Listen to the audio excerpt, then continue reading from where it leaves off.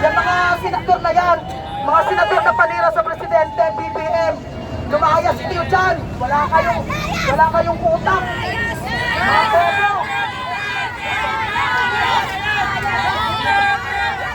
Lang sa mga sinasabi nila, the narratives of the Chinese and the narratives of the mouthpiece of the Chinese in the Philippines are there now in the Senate. Nandyan si Bato de la Rosa, nandyan si Bongo, at nandyan pa mga kasama nila. Puta ng China yan! Upang Puta ng China! Patantigin na! Kami ay supporter BBM mula nung nag-umpisa pa po si BBM. Mula noon hanggang ngayon, hindi katulad ni Maharlika, hanggang doon lang siya. Tayo ay hanggang dulo! Ayan. So, ito po ang aking mensahe. So, justice or hustisya. Ang droga ay illegal, masama at bawal. Ang droga ay nakakasira ng buhay. Ang droga ay walang magandang idudulot sa atin. Sa kalusugan, kaya no to drugs. Tama! Noong 2016, sa Duterte administrasyon, nag-umpisa ang droga, drug zone war ni President Duterte. Ako'y natutuwa dahil sa kanyang panukala na maibsan ang droga dito sa Pilipinas. Subalit, ngunit naging malagim sa mga taong namatay na pinaghinalaan, namatay na walang hustisya, walang search of warrant, sila ay pinatay ng ganon-ganon lamang. Kaya almost nasa 6,000 katao ang namatay sa EJK, extrajudicial killings. Ito, lahat ay walang hustisya. Mahal namin Presidente, BBM, ang nais namin ay hustisya! Hustisya! Hustisya! Kaya, justice for all the victims. Let the ICC investigate for the EJK po. Attention! We need you! ICC! ICC! ICC! Yun po. Ano po? Ayun. Kaya ngayon, ang sigaw ng bayan ay ICC! ICC! Papasukin na! Papasukin na ang ICC! Papasukin na ang ICC! Yun lang po at maraming salamat!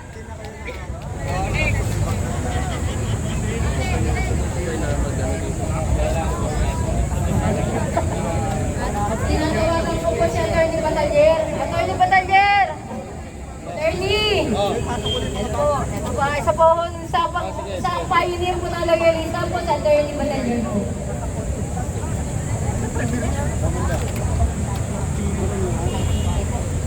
magandang umaga po sa inyong lahat, mga kaloyalista. Yes! Magandang umaga rin. Pag-upo ng ating Pangulo, ipinangako natin na ipagtatanggol natin ang kanyang posisyon hanggang sa kahuli-hulihan ng kanyang termino. Yes! Ang Duterte po ay nagbabalak, pag-upo niya pa lang, napatalsigin siya sa tulong ni Gloria Macapagal-Arroyo. Alam naman ho natin ang kanilang gustong gawin. Patalsigin ng Pangulo para makaupo ulit ang mga Duterte. Tandaan po natin, ang formula ay ginawa na nila noon kay Pangulong Estrada. Si Pangulong Estrada po, bakit napatalsik? Dahil naglagay siya ng barko sa ating jurisdiction sa Ayungin Shoal. At yun ang ating jurisdiction ngayon. Sa makatwid, trabaho ng China yun noon. Kung iisipin natin, ang nagtatrabaho ngayon, ang pro-China sa pangunguna ng pamilya Duterte at ng kanilang mga alay. Mga kababayan ko, mga kaloyalista ko, nagsasalita po ang lahat, wala daw jurisdiction ng ICC sa atin. Sinasabi lang yan ng ating Pangulo bilang paggalang sa ating mga hukuman, sa ating mga prosecution. Pero ang katotohanan po, ang jurisdiction ng ICC ay niresolba na ng Supreme Court. Sinabi na ng Supreme Court ng ICC ay may jurisdiction sa Pilipinas dahil ang mga katarantaduhan, ang mga pagpatay, ang EJK at mga pang-aabuso ng mga kapulisan at ng mga may kapangyarihan noong panahon ni Duterte ay nangyari habang tayo ay miyembro ng ICC. Ipakulong na yan! Ipakulong na yan! Tandaan po natin, ang unang pumirma sa ICC upang tayo maging miyembro dyan ay ang ating Pangulong Marcos nung siya ay senador pa lang. Kaya wag po tayong palilin lang sa mga sinasabi nila. The narratives of the Chinese and the narratives of the mouthpiece of the Chinese in the Philippines are there now in the Senate.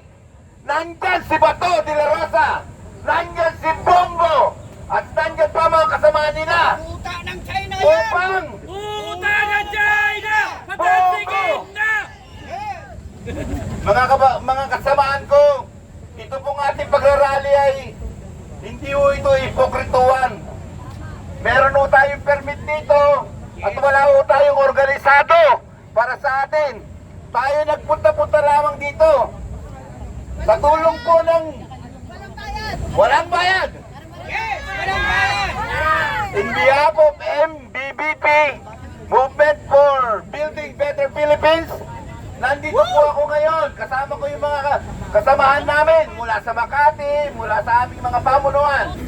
Mga kasamahan ko, tayo po ay nagtitipon-tipon ngayon upang ipakita sa kanila na ang pro-Marcos, na ang loyalista ay hindi papayag, hindi matutulog. Babantayan natin ang ating Pangulo. Ipagkatanggol natin hanggang sa huli.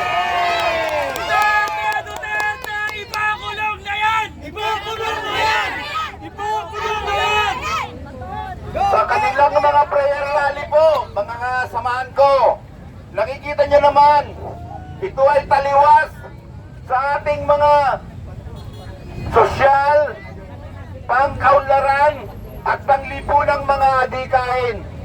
Ang prayer rally po ay ginagawa nilang murahan. Imagine, accusing the president of this word bangag. Eh sila mukhang mga bangag, di ba? Duterte! Duterte! Nagpepenta din! Matagal pa ho tayo magsasama. Simula pa lamang ito. Tandaan ninyo, dito sa Senado, dito nagsisimula ang samahan ng mga loyalista pagkasanggol sa Presidente. At sa Mayo 17 po, iniimbitahan kayo lahat. Papatalsigin natin ang dapat patalsigin. Ngunit ang Presidente malalatili. Mabuhay si Marcos! Mabuhay ang bagong Pilipinas! Duterte! Duterte! Nagpepenta din!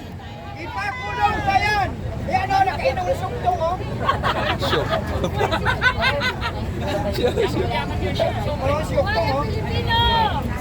Apo, so susunod po natin pong panauhin po para magsasalita si Nanay Junisha. Kilala niyo ba po si Nanay Junisha, di ba?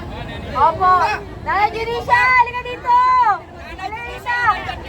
Ay, Nanay Clemencia! Halika dito, Nanay Clemencia, sorry. Ay, ito yung nagbigay ng ano, Nanay Clemencia. ng pira kay BBM nung campaign. Si Nanay Clemencia, sa Nabotas. Sa nabutas, yung p-shirt. Actually, kilala naman po ng mga vloggers kung sino si Nanay Clemencia. Yes, Kailangan ko na-encounter pa-explain natin yun. Di ba sa ating mga kaluelista, natatandaan mo po ninyo yung campaign yung Nagbayaran campaign ni BBM sa na Nabotas? umiiyak. Apo, ito po yung ating kasama, ating kapwa-loyalista na nagbigay, nag-donate para kay Presidente sa campaign niya. Isa po katulad dating mamamayan lang ng safety lamang na nagtitinda ng isda.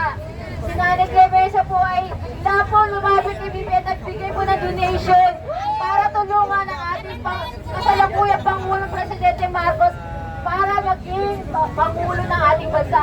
So yun po lang po, natuwa po ang ating Pangulo, kaya po sa sobrang katuwaan po niya, binalit po niya yung pera kay Nanay Clemencia bilang. Pero isang malaki pa na salamat talaga yung ginawa po ni BBM para kay Nanay Clemencia sa pagsulong. So ito po ulit po, mga kapwa-loyalista, papakilala ko po sa inyo ulit si Nanay Clemencia po sa Nabotas po. Clemencia! Hindi Junisya! Clemencia Paso! Magandang umaga po sa inyo lahat. Malakas pa ang boses ko kasi tendera ako ng isda. Mas malalakas pa ang boses ko para sa pagtatanggol sa presidente natin, BBM.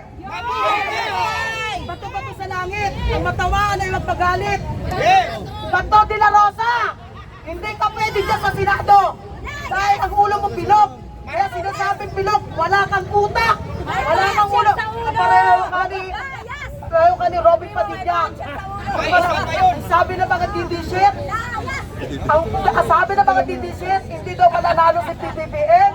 Dahil daw sa kanila, mahiya kayo sa mga sarili ninyo. History na ang mga loyalista. Marami na kami pinagdaanan laban. Kayo, mga tahi lang kayo. Tama! Ang tae! Hindi dapat! Oo, Iwasan ang mga tae! Ha? Iwasan ang mga tae! Tama ka! Tama ka! Baho yun. Isip ko sa buhay natin. Maraming buhay na pinatay ko pa noon. Sinundan pa muna niya. Bigayo. Sinundan pa niya ng mga COVID na yan na nakipagsumbatan sa mga inject. Ngayon, ang presidente naman ang guguluhin. Kami mga loyalista rito. Ang sinasabi nga ni Philip Salvador kaya doon yung pumamamatay para doon kay Digong. Pero ako mismo, katayong lahat dito, handa kami lumaban sa inyo. Huwag nyo kami takot-takuti sa mga salita-salita ninyo. Handa kami kahit saan. Kayo mga DD-shit, lalo na mga Duterte, hindi na kayo makakatikim ng boto namin sa 2028. Dahil yan, wala na.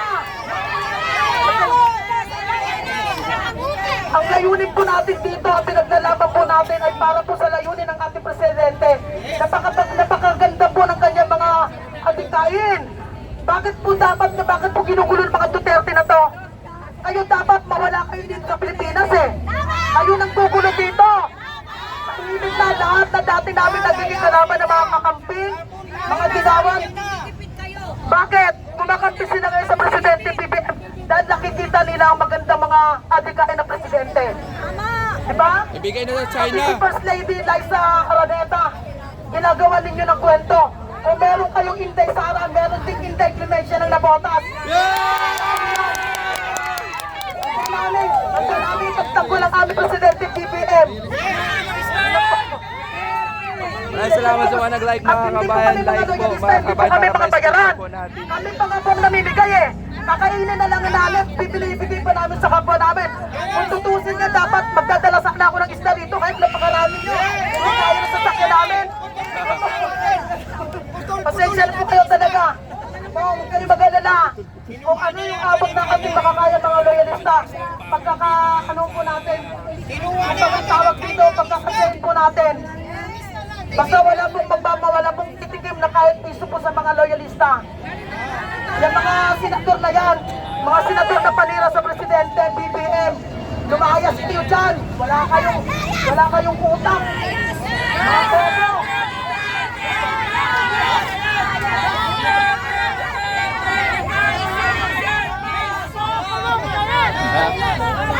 Sa atin ang West Philippines, sa kanya si Duterte.